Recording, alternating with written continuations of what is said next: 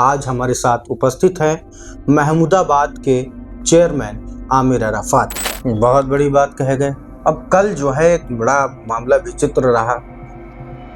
Railway crossing से लगा करके बस स्टॉप तक बुलडोजर गरज गया और इस पे काफ़ी तीखी प्रक्रिया नोक-झोंक भी हुई। शाम को हम भी कार में बैठे कहीं जा रहे थे और हमने आपकी प्रतिक्रिया भी देखी। हालांकि उस खबर को इंडिया ने दिखाया, लेकिन हम उतना ही दिखा पाए जितना आपकी पोस्टों में वो जो शब्द थे उतना ही दिखा पाए। इस बात को किस तरीके से लेते हैं और क्या लगता है आपको कि किस तरीके से अतिक्रमण हटाओ अभियान होना चाहिए, कहाँ कमी रही, क्या सुधार की जरूरत है? लेकिन कल अतिक्रमण के नाम पर जो अतिक्रमण में श्रेणी में नहीं आते थे, नाले से 10-20 मीटर दूर थे, उनको भी क्षतिग्रस्त करने का काम किया गया। इस पर मैं ये कृत्य जो है बहुत निंदनीय कृत्य है। अच्छा, जब ये अतिक्रमण चल रहा था और इसकी आपको जब जानकारी मिली थी तो क्या आपने संबंधित विभाग से, अधिकारियों से, उच्च अधिकारियों से इस मामले को लेकर के कुछ बातचीत शुरू की? जी बिल्कुल। मैंने सबसे पहले एडीएम साहब को फोन किया। पीड़ित दुकानदार हैं जिनका कल नुकसान हुआ, जिनकी टीनें क्षतिग्रस्त की गई या और भी चीजें क्षतिग्रस्त की, मैंने उनसे आज मिला, उनसे अपनी बात को रखा और उन्होंने अपने दर्द पीड़ा हमको बताई। एक बात बताइए कि तमाम कंफ्यूजन है लोगों को। नगर पालिका में जो अनाउंसमेंट हो रहा है वो इस बात का हो रहा था, जो लोगों का दावा है कि नाली के यदि इस पार यानी कि रोड की तरफ अगर आपका अतिक्रमण है तो उसको हटा लिया जाए, नाली के उस पार जहां पर यातायात बाधित नहीं हो रहा है वहां काफी दूरी पर जो है वहां से भी टीन शेड हटाई गई, तमाम चीजें की गई। एक्चुअली है क्या मानक अतिक्रमण का? देखिए, नाले के जो उस पार है, ठीक है, वो अतिक्रमण की श्रेणी में नहीं आता है। अतिक्रमण कर दिया, अतिक्रमण के नाम पर आपने लोगों का नुकसान कर दिया। वहां पर 2 सेल्फी पॉइंट बने, एक संता देवी मंदिर में बना और दूसरा रामाकृष्णा मैरिज लॉन के पड़ोस में बन रहा है। लोगों में ये इच्छा है कि उसमें आखिर बन क्या रहा है, क्या जानकारी देना चाहेंगे उसके बारे में? अच्छा, तमाम अभी प्रस्ताव आए थे सीसीटीवी कैमरों को लेकर के, तमाम चीज़ों को लेकर के, क्या रूपरेखा बनाई है, क्या कैसे होगा? देखिए, सीसीटीवी कैमरों को लेकर मैंने बोर्ड पे प्रस्ताव पास किया है। कार्य चालू कर दिया जाएगा, क्योंकि अभी तक परमानेंट कोई ईओ नहीं था हमारे पास, क्योंकि काफी बड़ी हमारी नगर पालिका है, विस्तृत हो चुकी है, उसमें और भी गांव शामिल कर लिए गए हैं। मैं चाहता हूं कि मैं उनके लिए ज्यादा से ज्यादा कार्य कर सकूं। तो लोग लिखते हैं कि महमूदाबाद में पिज्जा भले ही लेट हो जाए लेकिन आमिर अराफात की सर्विस लेट नहीं होती। देखिए, मैं सुबह उठकर सबसे पहले नगर पालिका की जो साफ सफाई की व्यवस्था है उसको दुरुस्त कराने की पूरी कोशिश करता हूँ। पर डे मतलब हर दिन इस चीज की चर्चा करते हैं और इस चीजों को सरल जनता के बीच पहुंचाने की पूरी कोशिश करते हैं। जाति पात और धर्मवाद का नहीं होता है, जो काम लेके जाता है आप उसका काम कर रहे होते हैं। मैंने एक सवाल आपसे चुनाव के पहले भी ये किया था कि अगर आप जान रहे हैं कि सामने रामलाल आ रहे हैं और उन्होंने आपको वोट नहीं किया है, उसके बाद भी आप उसका समर्थन करते हैं, क्यों ऐसा है कि मतलब कोई भी पहुंच रहा है, आपका वोटर भी नहीं है यदि, तो आप काम कर रहे हैं? वो मेरे पास अपनी समस्याओं को लेके आया है, मैं उसकी समस्याओं का निवारण, तो यह है मुद्दा है। साथियों नमस्कार, आप देखना शुरू कर चुके हैं इंडिया। आज हमारे साथ उपस्थित हैं महमूदाबाद के चेयरमैन आमिर अराफात। नगर पालिका परिषद महमूदाबाद की कमान उनको तब मिली जब उनके पिता इस दुनिया को अलविदा कह गए। काफी कशमकश के बाद वो काबिज हुए और लीड से चुनाव जीते। आज हम उनसे कई विषयों पर चर्चा करेंगे। तो सबसे पहले आपका स्वागत है। बहुत बहुत धन्यवाद। 2 सेल्फी पॉइंट बने, एक संता देवी मंदिर में बना और दूसरा रामाकृष्णा मैरिज लॉन के पड़ोस में बन रहा है। लोगों में ये इच्छा है कि उसमें आखिर बन क्या रहा है, क्या जानकारी देना चाहेंगे उसके बारे में? देखिए, सेल्फी पॉइंट वो बेटी बचाओ बेटी पढ़ाओ का बन रहा है। अच्छा, जो थीम है उसकी जो है, तो वो अभी बनकर कंप्लीट नहीं हुआ, अभी आधा अधूरा है, और जब बन जाएगा उसका उद्घाटन होगा तो आप सभी लोगों को ससम्मान बुलाया जाएगा। अच्छा, तमाम अभी प्रस्ताव आए थे सीसीटीवी कैमरों को लेकर के, तमाम चीजों को लेकर के, क्या रूपरेखा बनाई है, क्या कैसे होगा? देखिए, सीसीटीवी कैमरों को लेकर मैंने बोर्ड पे प्रस्ताव पास किया है और जल्द से जल्द इसके ऊपर रूपरेखा बनाकर कार्य चालू कर दिया जाएगा, क्योंकि अभी तक परमानेंट कोई ईओ नहीं था हमारे पास, और परमानेंट ईओ ना होने की वजह अतिरिक्त प्रभार जिसके पास होता है वो कार्य सुचारू रूप से नगर पालिका का नहीं चल पाता है, क्योंकि काफी बड़ी हमारी नगर पालिका है, विस्तृत हो चुकी है, उसमें और भी गांव शामिल कर लिए गए हैं, तो अब तो परमानेंट ईओ आ गए हैं। तो बैठकर इस पर रूपरेखा बनाई जा रही है, चर्चा हो रही है किस तरीके से, किस मत से ये कार्य किया जाएगा। लेकिन यह मैं विश्वास आपको दिलाना चाहता हूँ कि जल्द से जल्द ये कार्य कर दिया जाएगा। आमिर अराफात सुनते हैं कि वो जो पिज्जा की डिलीवरी होती है उससे तेज आपकी सर्विस होती है। अगर कहीं कोई न्यूज़ चल जाती है, कोई पोस्ट पड़ जाती है या कोई कमेंट आ जाता है विकास कार्य को लेके, तो आप वहां तुरंत पहुंच पाते हैं। तो क्या आप लोग लगा रखे हैं कि जो परमानेंट सोशल मीडिया को वॉच करते हैं, या कैसे इसको मैनेज करते हैं? देखिए, जनता ने बड़े विश्वास के साथ में हमको सीट पर बिठाला है और मैं चाहता हूं कि मैं उनके लिए ज़्यादा से ज़्यादा कार्य कर सकूं। जो जनहित की समस्या होती है, इसे मैंने सोशल मीडिया के ज़रिए मुझे कुछ जानकारी होती है या फ़ोन कॉल के ज़रिए मुझे जानकारी हो जाती है, तो मैं वहाँ पर तत्काल पहुँचकर और देखता हूँ कि क्या अव्यवस्थाएँ हैं। व्यवस्था को ठीक करने के लिए मैं संबंधित कर्मचारियों को दिशा निर्देश देता हूँ, उस कार्य को कराने की पूर्ण कोशिश करता हूँ अपनी तो तरफ। देखिए, एक कमेंट भी आया था जब एक विकास कार्य को लेकर खबर चली, और वहां कुछ ही समय में जब आमिर अराफात पहुंचते हैं तो लोग लिखते हैं कि अहमदाबाद में पिज्जा भले ही लेट हो जाए, लेकिन आमिर अराफात की सर्विस लेट नहीं होती। तो इसके लिए आपको बधाई। क्या दिनचर्या अपनाते हैं, कैसे उठते हैं, कैसे नगर पालिका के कामों को, और कैसे क्या देखते हैं, क्या करते हैं, क्या देखिए रहती है मैं दिन भर की दिनचर्या? देखिए मैं सुबह उठकर सबसे पहले नगर पालिका की जो साफ सफाई की व्यवस्था है उसको दुरुस्त कराने की पूरी कोशिश करता हूँ।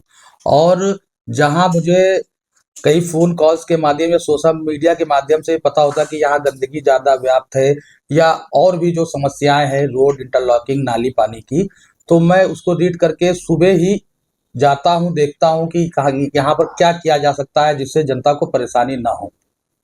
उसके बाद 11 बजे, साढ़े 10 बजे के करीब मैं ऑफ़िस पहुँच जाता हूँ और जो कार्य मैं सुबह देखता हूँ, उनकी मैं बैठकर उनको लिखता हूँ और उनको कैसे सॉल्व किया जाए, इस पर विचार करते हैं। संबंधित कर्मचारियों को, अधिकारियों को बुलाता हूँ कि इस पे कैसे विचार करके इन कामों को कैसे जल्द से जल्द पूर्ण कराया जाए, इसकी पूरी कोशिश रहती है। उसके बाद मैं 1 बजे के बाद फिर फील्ड में जाता हूँ और जो अन्य कार्य होते हैं, जैसे कभी शादी-ब्याह का सीज़न चल रहा था, इसको निपटाते हैं। उसके बाद फिर शाम को बैठ के हम लोग हमारी जो टीम है उसको रीड करती है कि आज सोशल मीडिया पर ये चला, आज ये समस्याएं आई, ये इसका समाधान है या ये ऐसे समाधान किया जा सकता है। इस चीज को लेकर हम लोग पर डे, मतलब हर दिन इस चीज की चर्चा करते हैं और इस चीजों को सरल जनता के बीच पहुंचाने की पूरी कोशिश करते हैं। अच्छा, एक चीज और आई थी, आपके पिताजी में भी ये खूबी देखी गई और लोग इस खूबी की चर्चा आप में भी कर रहे हैं कि पहले ये कोई जाति पात और धर्मवाद का नहीं होता है, जो काम लेके जाता है आप उसका काम कर रहे होते हैं। मैंने एक सवाल आपसे चुनाव के पहले भी ये किया था कि अगर आप जान रहे हैं कि सामने रामलाल आ रहे हैं और उन्होंने आपको वोट नहीं किया है, उसके बाद भी आप उसका समर्थन करते हैं, क्यों ऐसा है कि मतलब कोई भी पहुंच रहा है, आपका वोटर भी नहीं है यदि, तो आप काम कर रहे हैं? और इस बात को किस तरीके से लेते हैं? क्या ये जात-पात या धर्मवाद की राजनीति होनी चाहिए? नहीं नहीं, बिल्कुल जात-पात धर्म की राजनीति कभी नहीं होनी चाहिए। और मेरे पिताजी, मैंने उन्हीं से सीखा है कि कार्य कोई भी हो, आपके पास अगर समस्या लेकर कोई आम जनता आई है तो आप उसको कैसे सॉल्व करें, उसको पढ़ें, उसको देखें कि जल्दी से जल्दी उसकी समस्या देखिए। धर्म की राजनीति को इसको जोड़ के चलना नहीं चाहिए। मैं सबका चेयरमैन हूँ, मुझे सभी ने समर्थन किया, मुझे सभी ने वोट दिया और तब जाकर मैं इस संघर्ष के बाद इस कुर्सी को पाया हूँ, ठीक है? और किसी ने वोट नहीं दिया, ये अहम मुद्दा नहीं है। वो मेरे पास अपनी समस्याओं को लेके आया है, मैं उसकी समस्याओं का निवारण करूँ, ये अहम मुद्दा है। मैं जल्द से जल्द उसको देखता हूँ कि कहीं लेट ना हो जाए। जल्दी अगर वो आया है उसके पास भी समय नहीं होगा, वो भी कहीं बिजी होगा, व्यस्त होगा, तो समस्या को मैं जल्द से जल्द उसकी समस्या को सॉल्व करने की पूरी कोशिश करता हूँ। नगर पालिका चुनाव जो था वो काफी महंगा कहा जा रहा था, काफी कशमकश चल रही थी और काफी उठापटक थी कई पार्टीज के बीच में। इसमें समाजवादी पार्टी की तरफ किसी का ध्यान ही नहीं गया, यानी कि आप पर किसी का ध्यान ही नहीं गया। और मुझे लगता है कि जितने भी प्रत्याशी से सबसे कम खर्च आपका हुआ, सबसे कम दौरा आपका हुआ, सबसे कम जो है लोगों के पास पहुंचना आपका हुआ, और तमाम जो है प्रतिक्रिया सोशल मीडिया पर कई प्रत्याशियों की चल रही थी, कई वहां आपस में कंट्रोवर्सी चल रही थी। कैसे इन चीजों से बचे, और क्या ऐसा सीक्रेट प्लान, मास्टर प्लान आप बनाते हैं कि हर बार आप विजय पथ की ओर जा रहे हैं? देखिए, हमारे जो राष्ट्रीय अध्यक्ष है श्री अखिलेश यादव जी, उन्होंने एक नौजवान पर विश्वास दिखाया था, ठीक? और जनता ने उसको स्वीकार किया और हम लोगों के बीच ज्यादा से ज्यादा पहुंचे। आपने ये कहा कि ज्यादा नहीं पहुंचे, नहीं, सबसे ज्यादा मैं जनता के बीच मतलब दिखे नहीं, सोशल मीडिया पे नहीं दिखे ज्यादा। देखिए, सोशल मीडिया पर दिखना ना दिखना वो एक अलग बात है, हाँ। लेकिन आम जनमानस के पास पहुंचना ये अहम बात है जी। हमारे लिए। और जब मैं उनके पास पहुंचा, उनसे अपनी बात को रखा, तो उन लोगों ने स्वीकार किया हमको। और ईश्वर का बहुत लाखों अल्लाह पाक का करम है कि हम इस सीट को पाए। बड़ी संघर्ष की सीट थी, ये बात सच भी है। और रही बात, आपने कहा चुनाव में खर्चे की, देखिए, जनता जनार्दन है, उसको काम पसंद है, उसको ऐसा व्यक्ति पसंद होता है कि जो उसके लिए हर समय खड़ा हो और उनका कार्य करे, अपने में कोई ऐसी भावना न पैदा करे कि जिससे उनके काम में अवरोध पैदा हो। और वो जानते थे कि मेरे पिताजी इतने साल लोगों की सेवा करते रहे निस्वार्थ, तो मैं भी निस्वार्थ सबकी सेवा कर रहा हूँ। ठीक है, तो चुनाव में वो लोग खर्चा करते हैं जो मैदान में नहीं होते हैं, जो चुनाव अपने पैसे के दम पे। तो जनता ने उनको एक सबक भी सिखाया कि चुनाव पैसे से नहीं जीता जाता है, चुनाव विश्वास से जीता जाता है, चुनाव अपने काम से जीता जाता है, चुनाव अपनी छवि से जीता जाता है। बहुत बड़ी बात कहे गए। अब कल जो है एक बड़ा मामला विचित्र रहा। रेलवे क्रॉसिंग से लगा करके बस स्टॉप तक बुलडोजर गरज गया और इस पे काफी तीखी प्रक्रिया, नोक-झोंक भी हुई। शाम को हम भी कार में बैठे कहीं जा रहे थे और हमने आपकी प्रतिक्रिया भी देखी। हालांकि उस खबर को इंडिया ने दिखाया, लेकिन हम उतना ही दिखा पाए जितना आपकी पोस्टों में वो जो शब्द थे उतना ही दिखा पाए। इस बात को किस तरीके से लेते हैं और क्या लगता है आपको कि किस तरीके से अतिक्रमण हटाओ अभियान होना चाहिए? कहाँ कमी रही? क्या सुधार की जरूरत है? देखिए, कल जैसे कि मुझे फेसबुक के माध्यम से और कुछ लोगों के कॉल्स के माध्यम से पता चला कि महमूदाबाद में अतिक्रमण हटाओ अभियान चलाया जा रहा है। देखिए, कल अवकाश था, तो मैंने तुरंत पता किया कि अतिक्रमण कहाँ से कहाँ तक हटाया जा रहा है। तो मुझे पता चला सिदौली रोड से और बस स्टॉप तक अतिक्रमण हटना है। देखिए, जो मेन रोडों पे अतिक्रमण है, मान लीजिए जो रोड पर जो इंटरलॉकिंग के ऊपर कुछ है, तो मान लीजिए वो अतिक्रमण की श्रेणी में आ जाता है। वो तो आता है, वो तो ठीक हटना है, चाहिए। तो हाँ, उसके लिए हम लोग ऐलान भी समय समय पर कराते हैं, ये प्रचार भी किया जाता है कि भाई आप गिट्टी, मोरंग या और भी जो चीजें हैं वो रोड पर न डालें। इससे जो चीजें हैं वो अवरोध पैदा होता है, जाम की समस्या पैदा होती है। लेकिन कल अतिक्रमण के नाम पर जो अतिक्रमण में श्रेणी में नहीं आते थे, नाले से 10-20 मीटर दूर थे, उनको भी क्षतिग्रस्त करने का काम किया गया। इस पर मैं, ये कृत्य जो है बहुत निंदनीय कृत्य है। इस पर मैंने अपने फेसबुक माध्यम के जरिए भी ये विरोध जताया था कि ये जो कृत्य किया गया है तहसील प्रशासन द्वारा, ये बहुत निंदनीय है। अच्छा, जब ये अतिक्रमण चल रहा था और इसकी आपको जब जानकारी मिली थी, तो क्या आपने संबंधित विभाग से, अधिकारियों से, उच्चाधिकारियों से इस मामले को लेकर के कुछ बातचीत शुरू की? जी, जी, जी, बिल्कुल। मैंने सबसे पहले एडीएम साहब को फ़ोन किया। मैंने उनको अवगत कराया कि साहब मैं यहाँ पर नहीं हूँ, महमूदाबाद में नहीं हूँ, मैं बाहर हूँ कुछ काम की वजह से, और इस तरीके से वहाँ कार्रवाई की। तो उन्होंने कहा कि मैं एसडीएम से बात कर रहा हूँ। जी। ठीक है, फिर मैंने एसडीएम साहब को भी फ़ोन किया। हमने कहा ये जो अतिक्रमण की श्रेणी में आ रहा है उस पे करिए आप, लेकिन जो अतिक्रमण की श्रेणी में या नाले के उस पार है उसको करने का कोई मतलब नहीं निकल रहा। फिर मैं दिखवा रहा हूँ। उसके बाद फिर मैंने कॉल किया। उसके बाद जब मेरी बहुत बातचीत हुई तब जाके अतिक्रमण अभियान रोका गया। तो कहीं न कहीं काफ़ी नुकसान लोगों का हुआ। आपने एक बहुत गंभीर शब्द उसमें लिखा था कि इसकी भरपाई जो है वो प्रशासन करेगा। जी, बिल्कुल। तो कहीं न कहीं रोष लोगों में था। क्या लोगों से मिलने गए उसके बाद? जी, बिल्कुल। आज मैं जैसे ही यहाँ महमूदाबाद पहुँचा हूँ, सबसे पहले जो कल पीड़ित दुकानदार हैं, जिनका कल नुकसान हुआ, जिनकी टीनें क्षतिग्रस्त की गई या और भी चीज़ें क्षतिग्रस्त की, मैंने उनसे आज मिला, उनसे अपनी बात को रखा और उन्होंने अपने दर्द पीड़ा हमको बताई। मैंने देखा कि लोग काफ़ी परेशान हैं, लोगों में काफ़ी रोष है। ठीक है? कल मैंने इसलिए आपातकालीन अपने सम्मानित सभासदों के साथ बैठे एक मीटिंग रखी है और उसके बाद हम लोग निर्णय लेंगे कि आगे का कार्य क्या होगा, रूपरेखा कैसे तय होगी। बिना नगरपालिका को जानकारी दिए कैसे अतिक्रमण अभियान चलाया गया, इस सब चीज़ों पर गहन चर्चा होगी। उसके बाद हम लोग उप जिला अधिकारी महोदय के समक्ष एक ज्ञापन भी देंगे। मतलब कल जो है आप इस संबंध को लेकर ज्ञापन भी देंगे और बातचीत भी आज होना था, लेकिन आज संडे था तो अवकाश था। अच्छा, एक बात बताइए कि तमाम कंफ्यूजन है लोगों को। नगर पालिका में जो अनाउंसमेंट हो रहा है वो इस बात का हो रहा था, जो लोगों का दावा है कि नाली के यदि इस पार यानी कि रोड की तरफ अगर आपका अतिक्रमण है तो उसको हटा लिया जाए, नाली के उस पार जहां पर यातायात बाधित नहीं हो रहा है वहां काफी दूरी पर जो है वहां से भी टीन शेड हटाई गई, तमाम चीजें की गई। एक्चुअली है क्या मानक अतिक्रमण का? देखिए, नाले के जो उस पार है, ठीक है, वो अतिक्रमण की श्रेणी में नहीं आता है मेरे हिसाब से। और अगर ऐसा कुछ है तो पहले तो हमको मानक उपलब्ध कराए जाए। मानक द्वारा एक नोटिस जारी की जाए कि आप सभी लोगों को कि एक नोटिस जारी की जाए कि आप अतिक्रमण की श्रेणी में आ रहे हैं, नहीं आ रहे हैं, उनको एक बार चेतावनी दी जाए, फिर उनको समय पीरियड दिया जाता है कि आप हटा लीजिए 1 हफ्ते का समय या 10 दिन का समय, उसके बाद कार्य किया था। लेकिन यहाँ तो जस्ट उल्टा हो गया। जो चीजें नहीं आ रही थी मानक में, उसमें आपने जाके अतिक्रमण कर दिया। अतिक्रमण के नाम पर आपने लोगों का नुकसान कर दिया। वहां पर लेटर जारी हुआ था कि अधिशासी अधिकारी और जो तहसीलदार है, इनकी टीम बनाई जाए और अतिक्रमण अभियान चलाया जाए। नगर पालिका की तरफ से कोई नहीं एजेंडा जारी हुआ था। यानी कि नगर पालिका की तरफ से ऐसी कोई जानकारी नगर पालिका जी, को बिल्कुल पूर्व नहीं थी। हाँ। जब तहसील प्रशासन ने इस चीज को फॉरवर्ड किया, तब वहां नगर पालिका की टीम पहुंची। देखिए, कल अवकाश था, कल छुट्टी का दिन था, तो अगर फॉरवर्ड किया तो उन्होंने पर्सनली अपना व्हाट्सएप से फॉरवर्ड किया होगा। ऑफिशियली आपकी नजर में ऑफिशियली हमारी नजर में ही नहीं था, क्योंकि कल बंद था वो।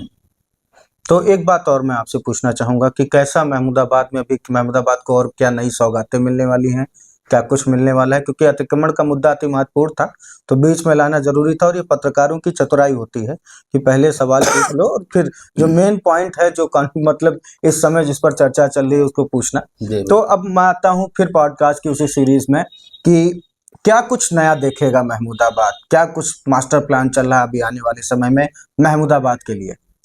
देखिए, सबसे पहले मेरे लिए अहम मुद्दा जो है वो रोडों का है, नालों का है, बिजली का है और पालिका। महमूदाबाद को स्वच्छ सुंदर अगर बनाना है तो पहले यहाँ की रोडें क्षतिग्रस्त है, उनको बनाया जाए, नालियां बनाई जाए, जो नए गांव जुड़े हैं उसमें कार्य जो अभी आधे अधूरे है, उसमें ज्यादा से ज्यादा लाइटों का, रोडों का, नालियों का निर्माण कराया जाए। जब हम स्वच्छ और जब सफाई व्यवस्था को पूरी दुरुस्त कर देंगे तो जब स्वच्छ और सुंदर दिखने लगेगा, उसके बाद आगे जैसे बारात घर का प्रोजेक्ट है या खेल मैदान का प्रोजेक्ट है, या जैसे आपने अभी कैमरे की बात की थी, कैमरों से लैस किया जाए, ऐसे तमाम सौगात महमूदाबाद को मिलेंगी। आपने बहुत पहले फोन पे हमसे एक बातचीत कही थी कि हम बढ़िया पेंटिंग बनाना चाहते हैं महमूदाबाद में, दीवालों पे कलाकृतियां बनाना चाहते हैं कुछ। क्या ऐसा भी आपके मास्टर प्लान? नहीं, बिल्कुल मास्टर प्लान में हमारे है और धीरे धीरे कार्य सब चीजों पर चल रहा है। अभी हमको 3 ही 4 महीने हुए हैं सीट पर आए हुए, और सारे कार्य सुचारू रूप से चालू करने के लिए कुछ टाइम लगता है, और मास्टर प्लान बनाने के लिए तो थोड़ा सा टाइम लगता है। फिलहाल हम पूरी कोशिश कर रहे हैं कि स्वच्छ और सुंदर महमूदाबाद और स्वस्थ महमूदाबाद बनाएं। स्वच्छ, सुंदर और स्वच्छ महमूदाबाद बनाने की बात कह रहे हैं। कुछ और बचा? कुछ नहीं बचा। तो देखिए, स्वच्छ, सुंदर और स्वच्छ महमूदाबाद बनाने की बात इंडिया ने उस वक्त भी महमूदाबाद में, अब जब चेयरमैन नहीं थे आप, जब आप प्रत्याशी थे, तब भी आपसे बातचीत की थी, और उसमें भी मुद्दा सीसीटीवी कैमरों का था, उसमें भी मुद्दा तमाम चीजों का था। कहीं ना कहीं काम दिख रहा है।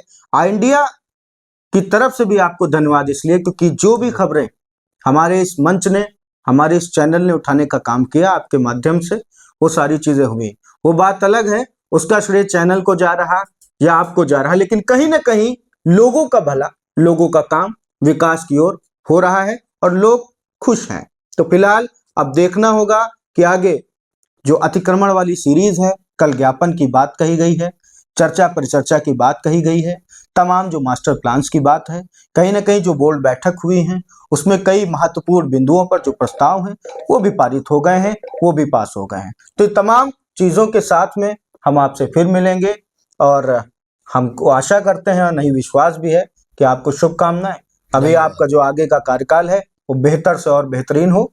और इंडिया के दर्शकों से मेरा निवेदन है कि यदि आपको पूरे इंटरव्यू में या पॉडकास्ट में आपको कुछ भी अच्छा लगा हो तो आप कमेंट कर सकते हैं, कुछ भी मन में सवाल हो तो आप कमेंट कर सकते हैं। कहीं ना कहीं इससे, क्योंकि आपने जैसा बताया कि सोशल मीडिया पर और न्यूज़ चैनल्स पर भी आपकी नज़र रहती है, तो कहीं ना कहीं हो सकता है कि प्रकाश में कोई अति महत्वपूर्ण मामला आ जाए जो बेहद जरूरी माना जा रहा था आपके हिसाब से। फिलहाल लेते हैं विदा, मिलेंगे फिर छोटी बड़ी खबरों के साथ। अहमदाबाद से इंडिया की रिपोर्ट।